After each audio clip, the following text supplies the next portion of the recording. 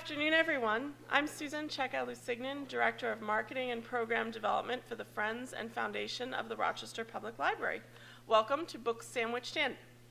We are live streaming today's program to Facebook, but we do cut the video just prior to the Q&A, so please don't hesitate to participate in that portion of our program. And we will have the video with closed captioning will also be posted to our YouTube channel in about a week. The Friends and Foundation of RPL raises funds, presents programs, supports special projects, and purchases supplemental materials and equipment for the Rochester Public Library. For those of you who might not be aware, FFRPL allocated close to $1 million to the Rochester Public Library this past fiscal year. I do have one side note today related to community programming that will be of interest to those who appreciate libraries. FFRPL is proud to sponsor the screening of the Ex Libris New York Public Library film for this year's One Take Film Festival. In Ex Libris, legendary filmmaker Frederick Wiseman, who was the recipient of an honorary Oscar in 2016, captures the vast programmatic scope of New York City's library system. The Rochester premiere of the film will take place at the Dryden Theater, 900 East Ave, on Sunday, April 22nd at 2 o'clock in the afternoon, and we invite you to visit the George Eastman Museum's website as well as our Facebook page for more information on that program and premiere. Our thanks to those who help fund programs like Books Sandwiched In through FFRPL, the dedicated FFRPL committee members who curate and organize these events, our guest speakers who graciously share their time and talents with us, and the library staff who help with our setup and production, as well as, of course, the thousands of people who attend throughout the year. The title we will be discussing today is Sing, Unburied Sing. According to the New York Times Book Review, Sing, Unburied Sing is many things: a road novel, a slender epic of 3 generations and the ghosts that haunt them, and a portrait of what ordinary folk in dire circumstances cleave to, as well as what they, and perhaps we all, are trying to outrun. This powerful novel was the winner of the National Book Award for Fiction in 2017, a New York Times top 10 of that year, a Time Magazine Best Novel of the Year for 2017, a finalist for the Kirkus Prize, and a finalist for the Andrew Carnegie Medal. In addition to the historical events that serve as the novel's backdrop, the book itself became historically significant when the author, Jesmyn Ward, became the first woman to receive the National Book Award more than once. Overall, only 17 women have been awarded the Fiction Prize in nearly 70 years. Ward previously won the National Book Award for her 2011 novel, Salvage the Bones, a gripping family saga that takes place in the aftermath of Hurricane Katrina. It was her second published work after her debut, Where the Line Bleeds. She was also awarded a MacArthur Genius Grant. We'll draw a name to receive a complimentary copy of Sing, Unburied Sing after the Q&A portion of today's program. And our guest reviewer is Jeff Tucker, Associate Professor of English at the University of Rochester. Professor Tucker studies literature as a context for discussions about postmodernism, cultural and identity politics, and racial representation. Please join me in welcoming Professor Tucker to our podium.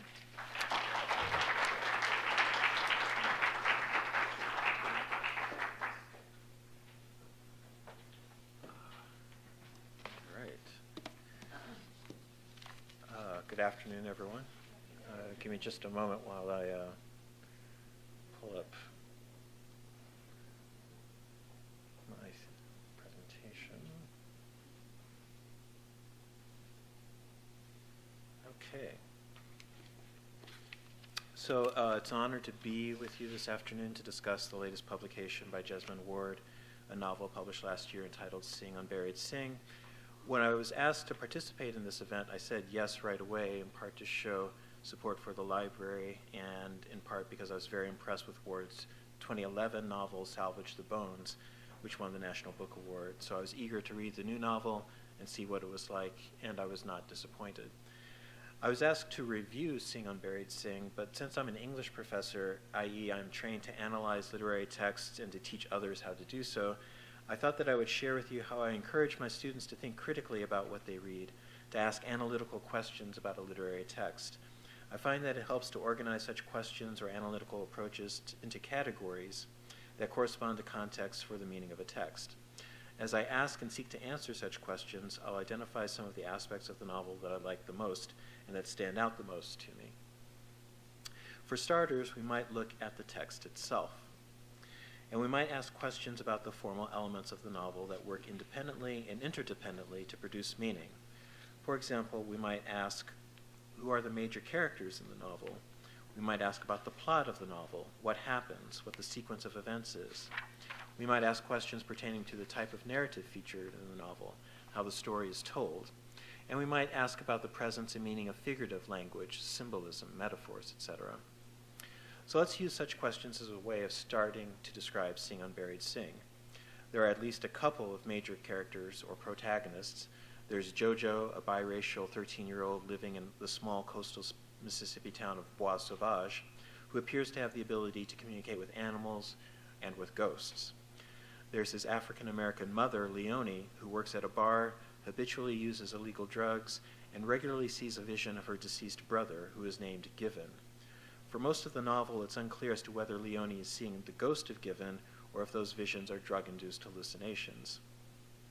Other characters include Leonie's father, River, whom Jojo calls Pop, with whom they live, Leonie's mother, Philomene, who is dying of cancer and who practices both Catholicism and something that looks a lot like voodoo, Jojo's little sister, Michaela, whom he calls Kayla, a toddler who loves her brother dearly, Misty, a white woman who is Leonie's friend and co-worker with whom she gets high, Michael, Jojo's white father, whom he calls Michael, and who has spent 3 years at Parchman Penitentiary in Mississippi for dealing crystal meth, and Richie, a black 12-year-old who spent 3 years for stealing food in Parchman when River was also imprisoned there, and whose ghost appears before Jojo.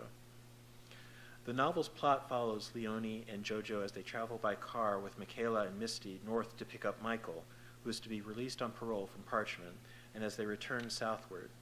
The ghost of Richie accompanies them on the journey home, asking Jojo to have Pop complete the story of what happened to Richie when he escaped from Parchman, so that his spirit may cross over to the other side. Ultimately, the family has to confront the truth of that story, as well as the demise of Philomene, at which occurs a convergence of the novel's supernatural elements. Perhaps the most distinguishing feature of the novel is its narration. Each chapter is narrated by one of 3 characters, Jojo, Leonie, and later Richie, each using first-person narration. Also, the narration uses the present tense. Fiction traditionally uses the past tense, so we might expect the second paragraph of the novel on page 1 to read like this. I grabbed the door so it didn't slam, eased it into the jam. I didn't want Ma'am or Kayla to wake up with none of us in the house. Better for them to sleep.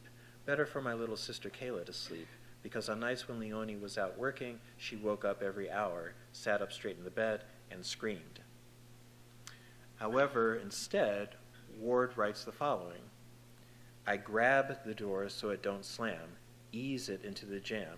I don't want Ma'am or Kayla to wake up with none of us in the house. Better for them to sleep. Better for my little sister Kayla to sleep.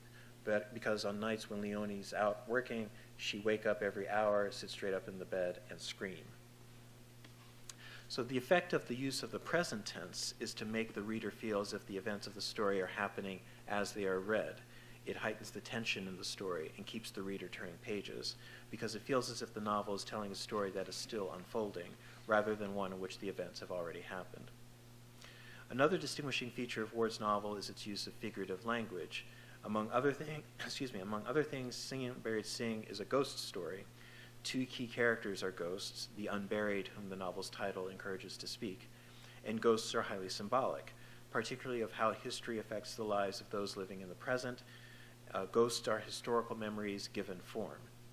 To quote another famous Mississippi novelist, William Faulkner, the past is never dead, it isn't even past.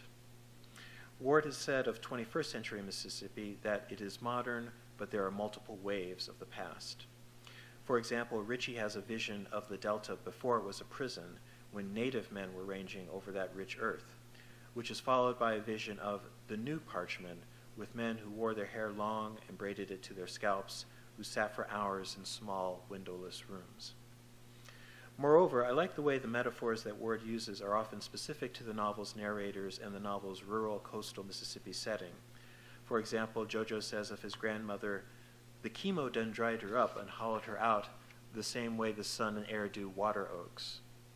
He describes Michael's eyes as green as the pines, and Pop's voice as a hand he's reached out to me like he's rubbing my back, effectively and efficiently conveying the love Jojo feels from and has for his grandfather. Jojo is nostalgic for times when there was more good than bad, before Leonie started snorting crushed pills, before all the little mean things she told him gathered and lodged like grit in a skinned knee. Leonie describes a phone call from Michael, to whom she is addicted as much as she is to any drug, as making her, quote, "so happy that my insides felt like a full ditch ridden with 1,000 tadpoles," unquote. She compares her mother's emaciated body, including the bones from the spoon of her clavicle close and hard under the skin, to a rusted cooking grate over a busted barbecue pit. And when her mother finally swallows some food, Leonie feels relief. Quote, "It's like a quick rain over hot, dry earth." When it is time for her mother to pass on, Leonie says, "I wonder at the fear spilling through my chest, scalding hot grits." The novel describes wandering souls like Richie's as wanting peace the way a thirsty man seeks water. In one of my favorite passages, Richie says, "The story of me and Parchman, as River told it, is a moth-eaten shirt, nibbled to threads. The shape is right, but the details have been erased. I could patch those holes, make that shirt hang new, except for the tails." It is in these metaphorical turns of phrase that Ward most notably demonstrates her skill as a writer. But let's move on to another set of questions we could ask about the novel. In addition to looking at the text itself, we can look at the text in relationship to its author, which begs the question, who is Jesmyn Ward? Well, there's a picture of her and a biographical blurb on the inside back of the flap of the jacket of the book, and I'll just read a bit of it. It kind of echoes some of the things that Susan said. Jesmyn Ward received her MFA from the University of Michigan and is currently an associate professor of creative writing at Tulane University. She is the author of the novels Where the Line Bleeds and Salvage the Bones, which won the 2011 National Book Award. She is also the editor of the anthology The Fire This Time and the author of the memoir Men We Reaped, which was a finalist for the National Book Critics Circle Award. In 2016, the American Academy of Arts and Letters selected Ward for the Strauss Living Award. She lives in Mississippi with her family. Here's some more biographical information about Ward, which I admit I'm getting straight off of Wikipedia. The first in her family to attend college, Ward earned a BA in English in 1999 and an MA in Media Studies and Communication in 2000, both at Stanford University. Ward chose to become a writer to honor the memory of her younger brother, who was killed by a drunk driver in the summer of 2000, just after she had completed her master's degree. In 2005, Ward received her MFA in creative writing from the University of Michigan. Shortly afterwards, she and her family became victims of Hurricane Katrina. With their house in Delisle, Mississippi flooding rapidly, the Ward family set out in their car to get to a local church, but ended up stranded in a field full of tractors. When the white owners of the land eventually checked on their possessions, they refused to invite the Wards into their home, claiming they were overcrowded. Tired and traumatized, the family was eventually given shelter by another white family down the road. These factoids about Ward's life speak to some of the content of Sing Unburied Sing, such as the death of a sibling and anti-black racism. The setting of Sing Unburied Sing, the fictional Gulf town of Bois Sauvage, is based on Delisle, the small rural community in Mississippi in which Ward was born and raised and where she now lives. Notably, Sing Unburied Sing is the first novel Ward has written since moving back to Delisle, Mississippi, and the first she's written as a mother. As such, creating a character like Leonie and giving that character's point of view such prominence in the novel was a challenge for her. Quote, "I'm a mom. I have a 4-year-old now, and I have a 10-month-old, and so I think that my initial unwillingness to write from Leonie's perspective stemmed from my concern about the ways that she was failing her children. It was hard for me to get past that. She was really distasteful to me as a character and as a person," unquote. Novels do indeed have to be written by someone, but they are usually written with the hope that they will be read by someone as well. So a novel's audience provides a context for its meaning, and we might legitimately wonder what have other readers said about Sing Unburied Sing, or more specifically, how was it received upon its publication last year? Well, the fact that the New York Times Book Review listed it as one of the 10 best books of 2017, and like its predecessor, Salvage the Bones, Sing Unburied Sing won the National Book Award, says something about the positive critical reception this novel has had. Let me share with you some excerpts from some reviews. Sarah Begley, writing for Time magazine, calls Sing Unburied Sing Ward's riskiest work yet because of its magical realism, its featuring of ghosts, speaking animals, and voodoo. The New York Times Book Review states that the story feels mythic.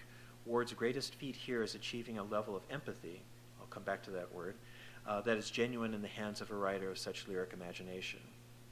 The United States Poet Laureate, Tracy K. Smith, gets to the heart of the novel's appeal, in my opinion, when she identifies its miracle as the following, quote, that ordinary people whose lives have become so easy to classify into categories like rural poor, drug dependent, and products of the criminal justice system, possess the weight and value of the mythic, and not only after death, that 13-year-olds like JoJo might be worthy of our rapt attention while their lives are just beginning, unquote. The reception of Sing Unburied Sing has not been totally positive, however. Writing for the Wall Street Journal, Sam Sachs states, though provocative on their own, these vagrant personal dramas don't hook together into a coherent pattern. It's a claim that prompts important questions the reader should ask about the choices Ward has made. What exactly is the thematic connection between the novel's various subplots and its disparate settings? The Bois, the Kill, the Road, Al the lawyer's house, Parchman, etc. Does the novel really need two ghosts? If so, why? Why does Ritchie get a narrative voice and Given does not? Would the novel be even more successful if it gave less attention to some characters like Philomene or Misty and more to others like Michael or River's older brother Stag, whom Philomene calls sick in the head early in the novel but is hardly ever mentioned again? When neophyte writers ask what they should do to become a great writer, experienced writers usually say something about the necessity of writing regularly, and they also tend to recommend reading as much as possible. Writers are readers. Moreover, a literary text responds to those texts that preceded it and is in turn responded to by those that follow it. So we might ask, to what other literary texts does Sing Unburied Sing allude? What kind of intertextual conversations between this novel and other novels can we identify? As I've already suggested, as a Mississippi writer who has created a fictional world in which both Salvage the Bones and Sing Unburied Sing are set, Ward invites comparisons to the owner and proprietor of Yoknapatawpha County, William Faulkner, a standard-bearer of American literary modernism, to whom, Begley's Time magazine review article states, Ward is an heir. Telling a story from multiple points of view is a technique that Faulkner used to remarkable effect in novels such as Absalom, Absalom and As I Lay Dying, the latter of which, like Sing Unburied Sing, is a story about an odyssey that features a rotation of differing narrator characters for each chapter. Another writer from Mississippi, Richard Wright, a giant of American and African American literature who wrote extensively on how race shapes and racism misshapes the psyches of both African Americans and white Americans, also comes to mind.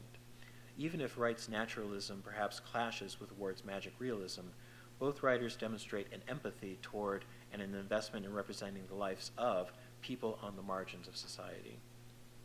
Note also the literary works alluded to by way of the novel's epigrams, which are excerpted from works by St. Lucian poet Derek Walcott, from another Mississippi writer, Eudora Welty, and from a Kwa chant about the disappearance of Equiano, an African boy. Any story that features a journey home will of course draw comparisons to the Odyssey, the ancient Greek epic poem attributed to Homer. And American literature is full of other ghosts, from the works of Edgar Allan Poe to those of Toni Morrison. Perhaps the most obvious intertext for Sing Unburied Sing is Ward's previous novel, Salvage the Bones, which is also set in Bois Sauvage. Sing Unburied Sing addresses parenting in general, and Salvage the Bones focuses on motherhood, featuring a female pit bull terrier, alluding to Euripides' Medea, and describing the mother of all hurricanes, Katrina. Despite the gender difference, or perhaps because of it, JoJo can be productively compared to Salvage's narrator-protagonist, a high school-aged girl named Esh. Literature is not written in a vacuum. It is shaped in part by the historical events surrounding its composition. Literary works are historical documents that speak to readers of the times in which they are produced. When H.G. Wells has Martians invade England in 1898's The War of the Worlds, he is putting Britain's imperialist shoe on the other foot.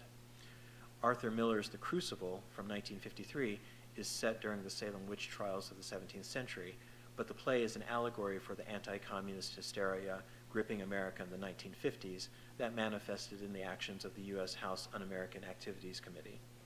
So we might ask, what is it about our own present historical moment to which Sing Unburied Sing responds? Media reports in recent years, and as recently as the last couple of weeks, of police using lethal force against unarmed African Americans, to which the Black Lives Matter movement responds, certainly provide a context for this novel. You can't read Chapter 7, in which a police officer pulls over Leone and her family, without fearing, as she does, for JoJo's life, or thinking about Trayvon Martin, Freddie Gray, Stephen Clark, or way too many other citizens taken away unjustly and too soon. The novel's representation of both the present and the past of Parchman Penitentiary, which has a history of being run like an antebellum plantation operating on slave labor, prompts consideration of what Michelle Alexander has called the new Jim Crow, the consumption of people of African descent by America's prison industrial complex. The persistence of anti-black racism in America makes it possible for Given's murder to be explained as a hunting accident. Several of the novel's characters abuse and or deal drugs, Lortab, OxyContin, coke, ecstasy, meth, which resonates with our nation's epidemic of opioid-related addictions and deaths. In her Time magazine article on Ward, Sarah Begley notes that Mississippi set a new record for deaths by drug overdose in 2016 and describes contemporary Mississippi as a place where schools are still struggling with segregation and interracial dating, which has been a historic taboo. These are facts that provide a context for the relationship between Leone and Michael and the social world their children inhabit, as well as for Big Joseph's hatred toward Leone and disavowal of his grandchildren. Begley also states that Mississippi has the highest poverty rate in the country and one of the highest unemployment rates, and is often ranked among the hungriest, unhealthiest, and worst educated places to live. Finally, it's notable that JoJo's father, Michael, worked as a welder on the Deepwater Horizon, the Gulf oil rig that in 2010 had an uncontrollable blowout, leading to an explosion that killed 11 crewmen before it sank. So what does all of this, or any of this, add up to? Ghosts, prison, drugs, race, cancer, these are topics that the novel addresses, but what kind of statement does Sing Unburied Sing ultimately make? What is the novel's theme? Well, I think there are many themes, but I think a key point that the novel addresses has to do a lot with what we turn to literature or any art form for. It has to do with sharing experiences, confirming that others have had the same experiences we have had, and learning about experiences that we have not had and might never had. I'm basically talking about empathy. But to be empathic requires a feat of imagination, a faculty strengthened by literature. Indeed, it is what makes literature possible and makes it happen. It's empathy that made Ward write this novel, which in large part is Leone's story, despite the author's distaste for that character. Begley explains that Ward empathized with Leone by giving her a backstory not unlike her own. Both the character and the author lost a teenage brother. Ward herself states, I felt at Leone's center there's a great loss. It's unhealed and it's festering in some ways. I just felt like it motivates so much of what she does that had to be it. She had to have lost a sibling. And as I've already noted, I think Tracy K. Smith gets to the heart of Sing Unburied Sing with her own comments on the empathic miracle of the novel. Caring about people like JoJo and Leone, Smith writes, is not a matter of looking past grim possibilities, but rather consenting to step into them and be affected. Smith notes that such feats of empathy are both difficult and all too often impossible to muster in real life. But I would add that our humanity depends upon them, and they are what makes JoJo the novel's hero, a boy who grows into a young man able to step into the shoes of his deeply flawed mother, even after she hits him. I think I understand Leone, JoJo concludes. I think I know something about what she feels. The degree to which we empathize with and care for Ward's characters, and I found myself caring for them deeply, is an index of the novel's success. The novel succeeds in other ways as well. Even Sam Sachs' negative review acknowledges that the relationship between Jojo and his little sister Kayla feels powerfully developed. I would say the same thing goes for Jojo's relationship with his grandfather. Perhaps my favorite passage of the novel is in chapter 3 on page 61, when Jojo embraces River prior to the journey north to Parchman. So I'm going to read this passage. This is Jojo narrating. I stepped in to Pop and hugged him. I couldn't remember the last time I had, but it seemed important to do it then, to fold my arms around him and touch my chest to his, to pat him once, twice on his back with my fingertips and let him go. He's my Pop, I thought. He's my Pop. He put his hands on my shoulders and squeezed, and then looked at my nose, my ears, my hair, and finally my eyes when I stepped back. You a man, you hear? He said. I nodded. He squeezed again, his eyes on the forgotten shoes I wore, rubbery and silly next to his work boots, the ground worn sandy and grassy thin in the driveway from the beating it took from Leonie's car, the sky bearing down on us all, so all the animals I thought I could understand were quiet, subdued under the gathering spring rain. The only animal I saw in front of me was Pop. Pop with his straight shoulders and his tall back, his pleading eyes the only thing that spoke to me in that moment and told me what he said without words. I love you, boy.